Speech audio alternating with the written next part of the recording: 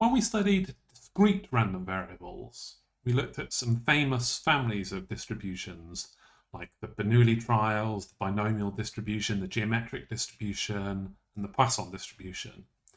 Here we're going to look at the first of our famous distributions in continuous space, and this is going to be called the exponential distribution. Now, the exponential distribution is often used to model like an amount of time that you wait for something to happen. So obviously this is going to be a positive real number, this amount of time you wait. For example, if you've got a radioactive particle that's going to decay, the amount of time until it decays is normally modeled as an exponential random variable. Similarly, if you've got a volcano, the amount of time between two eruptions can be modeled as an exponential random variable, or the amount of time until a bus arrives at a bus stop can be modeled as an exponential random variable. So it's these exponential random variables we'll be looking at in this section. So let's start with the definition.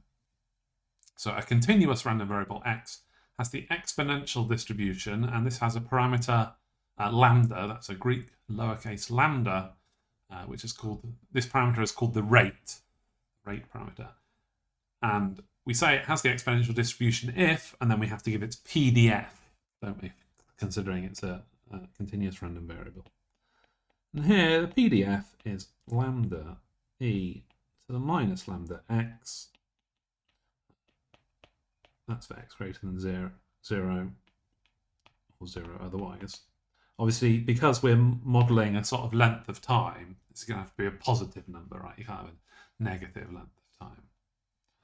So that's the PDF. I drew a graph of that PDF in the notes that you can look at. Let's go straight to an example of this, right? So we're going to think about a light bulb, the amount of time that a light bulb in the ceiling works until the light bulb stops working and you need to replace it, like I had to do with that light bulb there earlier today. So let's suppose that the lifetime of the light bulb is exponentially distributed with rate 2. So it lasts for an exponential 2 number of years. So, the units of 2 is like per year or inverse years. What is the probability the light bulb needs replacing within a year? Well, let's let this lifetime be a distribution x, and so this is asking for the probability that x is less than or equal to 1 year. So as we know, the probability less than or equal to with these continuous distributions is an integral from minus infinity to 1 of x dx. So here, well, we know that our PDF is 0 for all negative numbers. So we're only going to go from 0 to 1. F of x is lambda e to the minus lambda x. Here lambda is 2, so it's 2e to the minus 2x dx. If you integrate e to the minus lambda x, the minus lambda comes in front and the lambda divides through, so the 2 will cancel with the 2, won't it? So that integral is minus e to the minus 2x from 0 to 1. So that would be minus e to the minus 2 minus e to the 0 minus 1.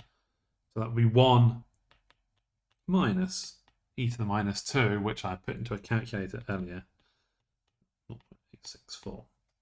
So there's an 86% chance that I'll have to replace my light bulb within a year. Okay, so that's an example. Let's actually look at some properties of these exponential random variables. So let exponential lambda, so with rate lambda. So, I mean, the first thing is, it is actually a PDF. Right? You have to check that the PDF does indeed integrate to 1, and it does. Fairly simple exercise in integration. The CDF, the cumulative distribution, is 1 minus e to the minus lambda x. I'm guessing this is why this is called the exponential distribution, right? Because that means the upper tail probability just like dies off like an exponential function. The expectation, we always want to know the expectation of one of our variables. Here it's 1 over lambda is the expectation. And the variance is 1 over lambda squared. So there's a proof of all those in the notes. The first two are quite easy integrations. The third and fourth need integration by parts, which makes them a little bit more complicated, but basically the same. There's nothing conceptually tricky there if you remember how to integrate and do integration by parts with exponential functions. So that was the definition of an exponential distribution. We showed an example. We gave some properties, and there'll be a few more exercises on the exponential distribution